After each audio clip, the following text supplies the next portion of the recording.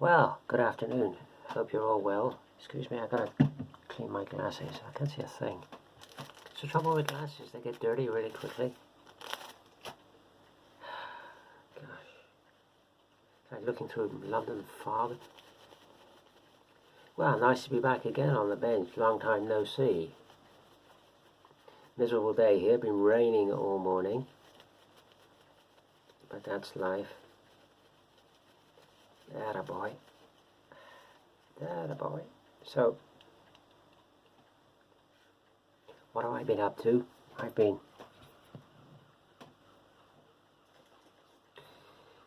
away from the bench for far too long, actually. That's better. Been prepping and getting ready for what I think is the inevitable. So I've been doing that. So that's taken up a lot of time. I've also been making a lot of arrows for archery. So I wanted to get that job done, which I have got done. That's totally finished now. I made just over 70 arrows. I've fledged. Where's my bag here? As you can see, that's just one bag full, or one. It's not a bag, it's a quiver. One quiver full. There you see. Medieval style arrow. So for those of you that are into your medieval wargaming, it's a medieval style arrow as made by me. That type of end is called a bodkin. That's an 11/32 they say, 11/32 shaft. 4.5 inch flights made out of turkey feathers and a plastic knock on the end. Obviously a real medieval arrow would have a knock cut in. I've made a whole load of different sorts. Some on thinner shafts. Here's a bodkin tip on a 5/16 shaft with a 3-inch fletching. Same again, plastic knock. That stuff there, that's just a piece of shrink wrap, just to cover the ends of the fletchings. Normally a medieval arrow, these would be bound on around with some kind of cord or thread, but you've no need to do that with these because super glue sticks feathers to wood like shit to a blanket, I assure you, so there's absolutely no need. It's all a question of speed against accuracy with these things. The smaller the fletching, the quicker the arrow will go, but they're not as accurate. So the bigger the fletching, the more accurate they are, but the slower they are. So I've made some with 3-inch fletches, some with 4.5 inch.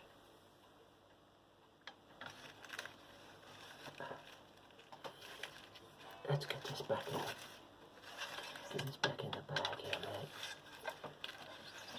Yeah. That one's got a bit knocked there, look. There you go. That's got a different point on it. That's got a brass, well they call that point a brass hat.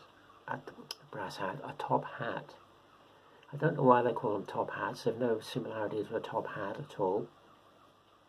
Bishop's mitre, yeah, I could see that. But that's a brass, what I call a mitre. And that's, I think that's a screw-on mitre. Most of these ends are glued on. I think that one's screwed on, if I remember rightly. Is that a 5/16? Yeah, 5/16. So yeah, so that'll be screwed on. Hence the remnants of the blister on my finger from screwing on these to get them tight. And I made one or two also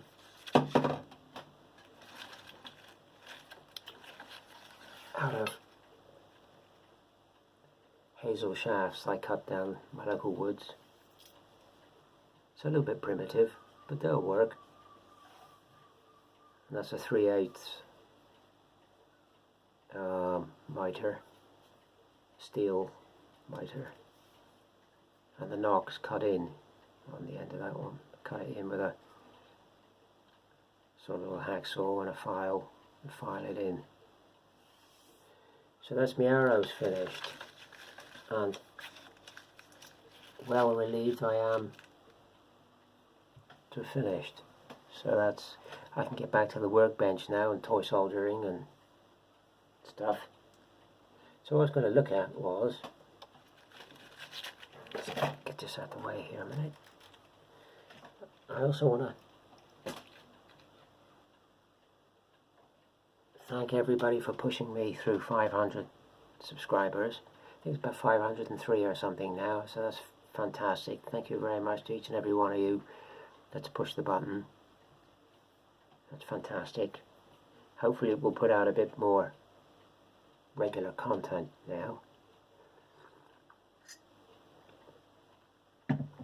We're going to get back to the Hannah Mag and these things as well. But what I was going to look at was, I bought some more paint. Not that I need more paint, but I bought some more paint. Now, I don't know whether anybody has used paint when made by that company, ICM. Any of you out there used ICM paint? If so, let me know in your comments. What do you think of it? What do you think of it? I'm keen to know, because I've not tried this yet. I've had it for a while, but I've not tried it. Now there's 80 bottles in the box. Quiet, my newfound friends making a noise. 80 bottles in the set. 3 of them are varnishes. You get 77 colours and 3 varnishes. Gloss, matte, and halfway, or what do I call that, satin.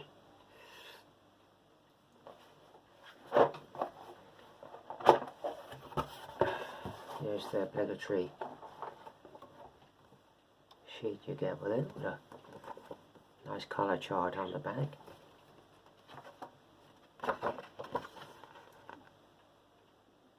It's quite nice.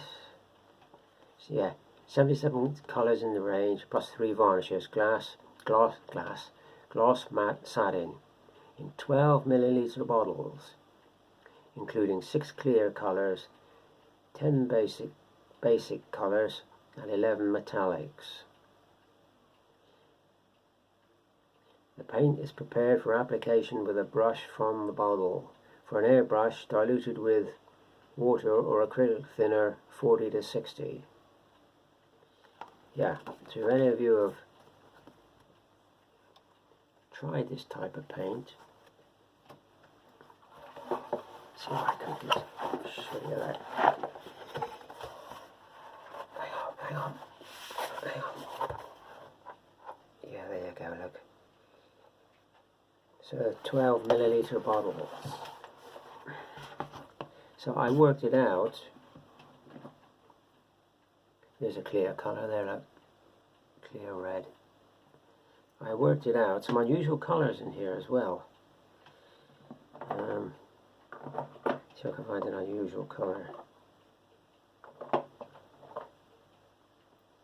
Grass green. I did notice some really unusual colours. Yeah, warm grey.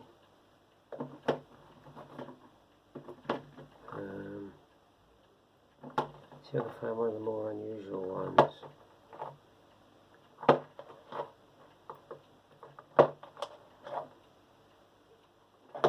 Yeah, you can never find things when you want them. But I did notice some unusual colours. Light flesh, that looks quite interesting. That'd be an interesting colour to use. Clear yellow. I worked out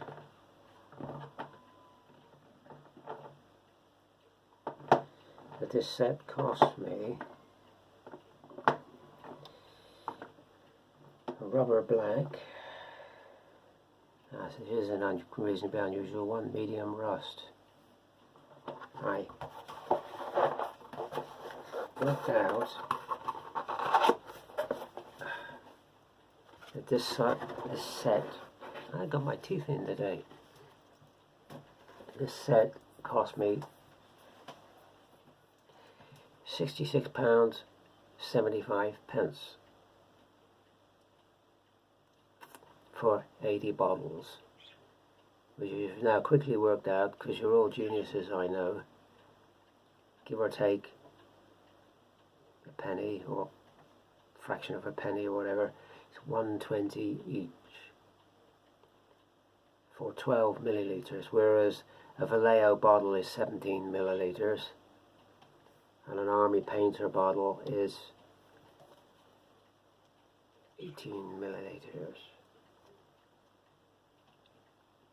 Well, they're normally up around the 340, 350 mark, somewhere like that, aren't they, for those products? So 120 for 12 millilitres, so if you half that, to get it to 18 millilitres, that was half of 120, 60 and 120, that's £1.80 for the equivalent amount of paint. But this is all depending, and this is a big sort of if it's any good, if this paint's any good. I've not tried it yet, so I don't know. I can't give you an answer to that. But price-wise, it's very favourable, this set. If you can get hold of this set. The place I got it from in this country, new Sorley models, they're out of stock. And I looked on eBay, and there was 4 sets available, and they was all abroad, and they would all cost you well in excess of £100 to get that set if you wanted it. Whether you could get it on, whether you could get it on Amazon or not, I don't know. You'd have to look. But I think I did rather well getting it for £66.75. As I thought at the time, this is probably going to turn out to be a good buy. So I'm going to get around to trying these paints. I'll let you know what I think. But if any of you out there have tried these paints, let me know how you got on with them. What do you think of them? I'd be well interested to know. But there's certainly some interesting colours in that set, which look very good. So I certainly don't need any paint now. I've got racks and racks, more stuff that I can put on racks. Actually, paint-wise, I'm well sorted. So anyway, nice to be back. Nice to be on the bench again. Get on with that Hanomag.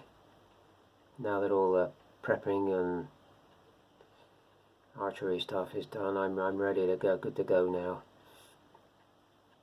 We've even got a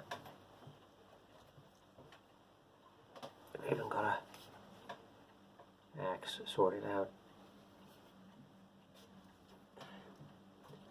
In case one has to go and live elsewhere, shall we say. You never know what's going to happen these days. The world is so bizarre now. I mean, I wouldn't be surprised at anything happening. So I think it just pays to be sort of tooled up and ready to go. So nice to be back on the bench. Thanks to everybody for subscribing. 503, onward. Hopefully some regular content now, and hopefully get back to some Saturday stuff as well, now that jobs are finished here. So anyway, that's me done. Hope you're all keeping well. Yeah, nasty weather. It's getting black again, so I'm sure it's going to rain again in a bit. So, you know what I heard before I go? That tornado that hit America, Helena, or whatever they call it.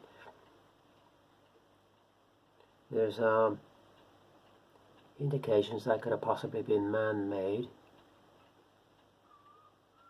Because I watched a video and they had, what do you want? What do you want? I heard it all before. They had a satellite image of this thing. And you could see on the satellite image as it moved, some green lines shoot across like some kind of laser or something. So what that was about, I really don't know. But one of these places that has been flattened, I reckon under the ground there's a lot of lithium, for, you know, because they use that in electric vehicle batteries and stuff. So who knows? But please be careful, stay safe. It's a mad world. Lovely to be back. Keep up the good work, because you're all producing some really good stuff. Yeah, we'll see you on the next one.